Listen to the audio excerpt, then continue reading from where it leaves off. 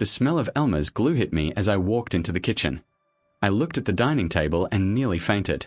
My nephew, Mason, 10M, was holding a glue stick, smearing it all over the back of my first edition holographic Charizard before slapping it onto a cheap yellow poster board.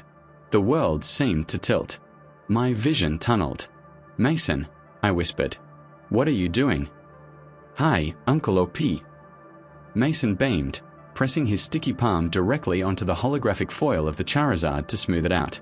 "I'm making a collage for art class. The theme is things we like." I walked to the table, my legs feeling like they were underwater. I looked at the poster board. It was a graveyard. My shadowless Blastoise was already glued down, slightly crooked. My first edition Venusaur had been cut. He had taken scissors and cut out the Pokemon from the card frame, discarding the rest. A pile of energy cards and trainer cards were scattered on the floor, some bent in half. But the Charizard, the Holy Grail, it was glued smack in the center. You glued it," I choked out. "Yeah," Mason said, reaching for a glitter pen. "And now I'm going to write my name on it." "Stop." I lunged forward, grabbing his wrist before the glitter pen could touch the surface. "Oh." Mason yanked his arm back. "Mom, Uncle OP is hurting me." My sister, Jessica, walked in from the patio, holding a glass of iced tea. "What is going on? Why are you screaming?" "He glued my cards." I pointed at the poster board. "Jessica, look at this. He took my binder. He glued the Charizard." Jessica walked over and looked at the project. She smiled. "Oh, that looks great, honey," she said to Mason. Then she turned to me, rolling her eyes. "Relax, op." He needed pictures for his project. I told him he could use those old cards in your closet. You never look at them anyway. Old cards.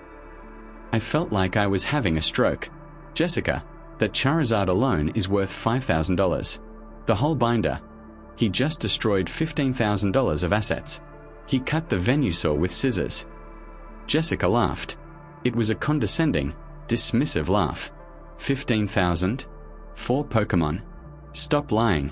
You always exaggerate. I see those cards at the checkout aisle at Target for $4. It's just cardboard. It's a first edition base set. I shouted. "It's from 1999. It's rare. And he put glue on it." "It's washable glue," she shrugged. "Just wipe it off later. Let him finish his project.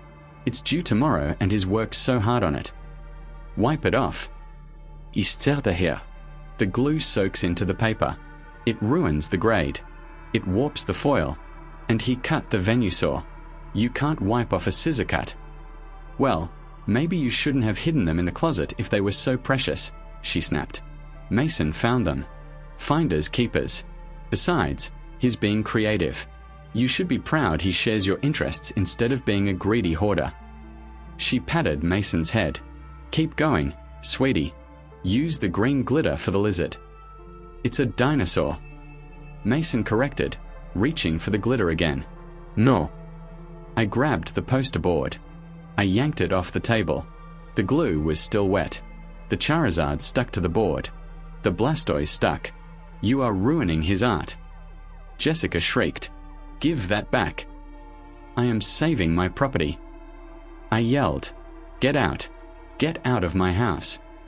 You're kicking us out." Jessica gasped.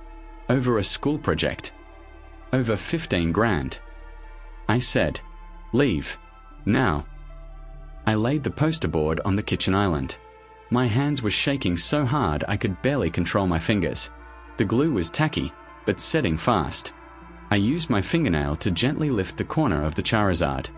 I prayed to whatever gods watch over cardboard that it was just a surface stick.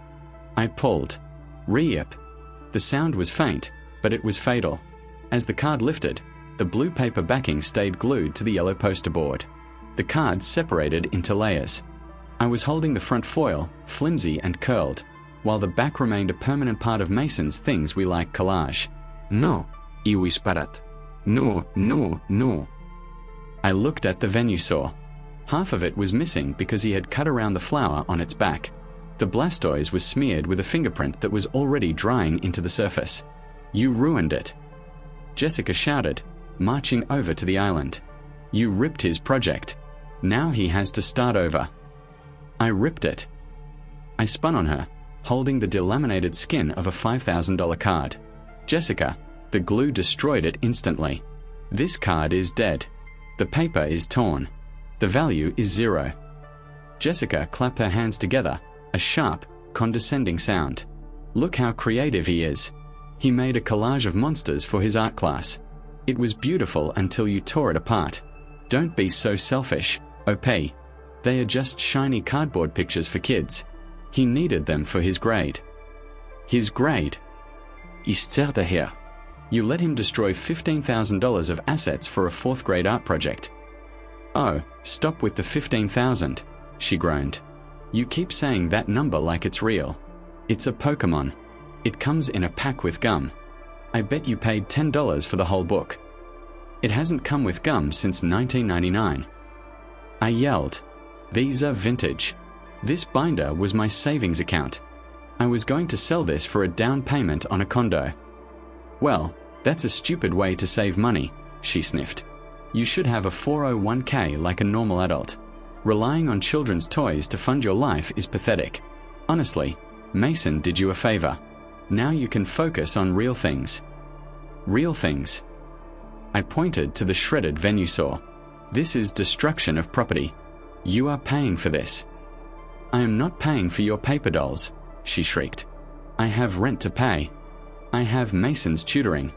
I am not giving you money because you're mad about a collage. If you want new cards, I'll go to Walmart right now and buy you a tin. They have shiny ones there. They aren't the same. I shouted. These are 1st edition. Shadowless. They don't make them anymore.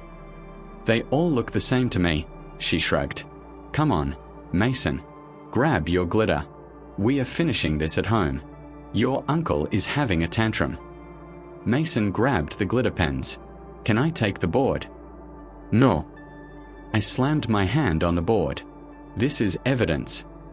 Evidence. Jessica laughed. You're going to call the cops over a school project? Go ahead.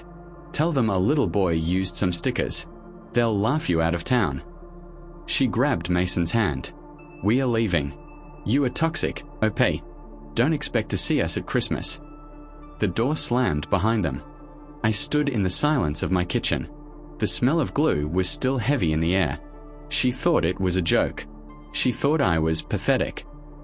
I looked at the flayed remains of the Charizard. I looked at the decapitated Venusaur. I wasn't going to Walmart. I was going to Card World, the high-end TCG shop downtown. I needed an official appraisal of the damage. And then, I was going to introduce my sister to the very adult world of civil litigation. I carried the poster board into Card World carefully, holding it flat like a pizza box. The owner, Dave, has been in the business for 20 years. He knows my collection. He's the one who sold me the Charizard 3 years ago. Hey OP, what do you have? Oh my god. Dave stopped mid-sentence. He leaned over the counter, staring at the yellow poster board. He saw the glue. He saw the cut Venusaur. He saw the flayed Charizard. Is that the base set? Dave whispered. He looked pale. It was, I said. My nephew made a collage. Dave put on his glasses. He touched the edge of the Charizard where the paper had separated. This hurts my soul. The Charizard, that was a PSA 10 candidate.